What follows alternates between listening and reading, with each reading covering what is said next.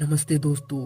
आप देख रहे हैं खूनी हॉरर 444, जहां हम आपके लिए लेकर आते हैं ऐसी ही डरावनी और सिहरन पैदा कर देने वाली हॉरर स्टोरी। अगर आपको ये कहानी पसंद आए तो चैनल को सब्सक्राइब करना बिल्कुल न भूले, क्योंकि अगली कहानी शायद आपकी शहर की हो। दोस्तों, मेरे पापा ने हाल ही में जमीन खरीदी थी, एक प्लांट जिस पर आधा काम पहले ही हो रखा था। मतलब मालिक ने वहां का घर बनवाना शुरू कर रखा था, मगर बीच में ही काम रोक दिया गया। फिर उसी प्लाट को कम दाम पर पापा को बेच दिया गया। पापा ने जल्द ही बाकी का काम करवा दिया और हम लोग अपने नए घर में शिफ्ट हो गए। हमारा नया घर रेलवे लाइन के पास था, पर उस लाइन का इस्तेमाल अब नहीं होता था। मार्केट बहुत नजदीक था।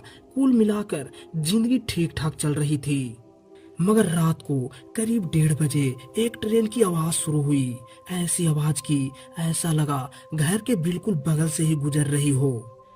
पहली रात हम लोग बाहर आ गए ट्रेन देखने के लिए, लेकिन बाहर कोई भी ट्रेन नहीं दिखी। लगा कहीं और कोई रेलवे लाइन होगी जहां से आवाज आ रही है। हम लोगों ने यूं ही शांत कर लिया और उस 1:30 बजे वाले साउंड की आदत होने लगी। 2 हफ्ते ऐसे ही गुजरे। एक रात मैं अपने कमरे में सो रहा था। अचानक मेरी नींद खुली। ऐसा लगा जैसे मेरी बिस्तर किसी ब्रिज की तरह हिल रहा हो। मैंने सोचा शायद भूकंप आया है, पर कमरे की बाकी चीजें बिल्कुल स्थिर थी। डर के मारे मैं दौड़कर मम्मी पापा के कमरे तक गया और जो देखा था वो भरोसा नहीं कर पाए। मम्मी कमरे में जाकर देखा, वहाँ कुछ भी अजीब नहीं था। पापा बोले, लगता है तुम कोई बुरी सपना देखे हो, डरने की कोई बात नहीं है। इतना बोलते ही मम्मी और पापा अपने कमरे में चले गए और मैं आधी रात जागता बैठा वही सोचता रहा कि ऐसे कैसे हो सकता है। सुबह जब मैं उठा तो सब कुछ सामान्य था। उस रात की घटना मेरे दिमाग में कई सवाल छोड़ गई थी। फिर वही आवाज 1:13 पर फिर से आई। मैं गहरी नींद में था और अचानक फिर से उसी प्रकार से हिलने का एहसास हुआ। आँख खुली तो मैं खुद को एक ट्रेन की बोगी में पड़ा हुआ पाया। अंधेरा और ठंडक। सामने एक आदमी अचानक खड़ा हुआ और मेरी तरफ देखते हुए बोला, टिकट टिकट। मैं डर के मारे जम सा गया। उसने बार बार कहा, टिकट टिकट दिखाओ, टिकट दिखाओ।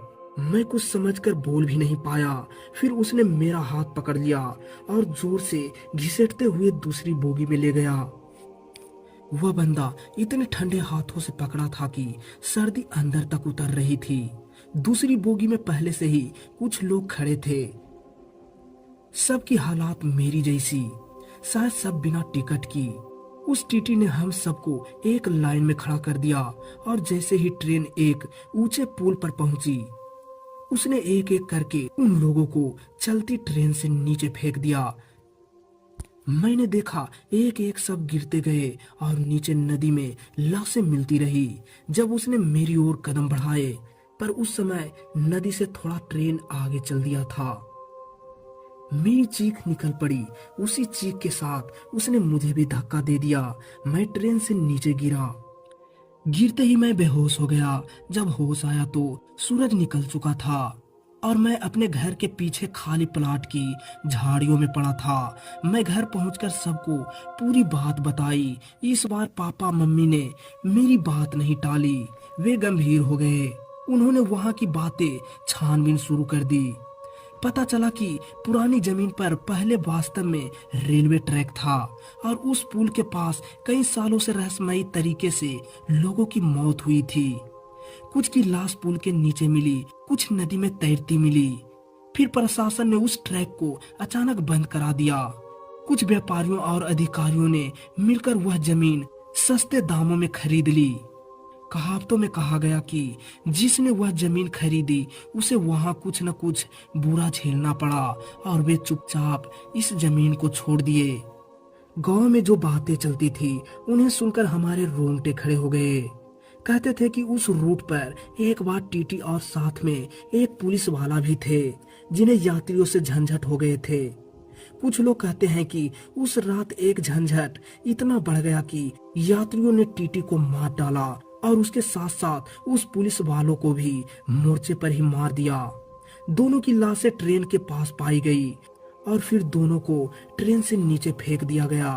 तभी से कहा जाता है कि उनकी आत्माएं वहीं भटकती है, जो बिना टिकट या परेशानियों वाले लोगों को पकड़कर दूसरी बोगी में खड़ा कर देती है और फिर एक एक करके चलती ट्रेन से उन्हें फेंक देते हैं।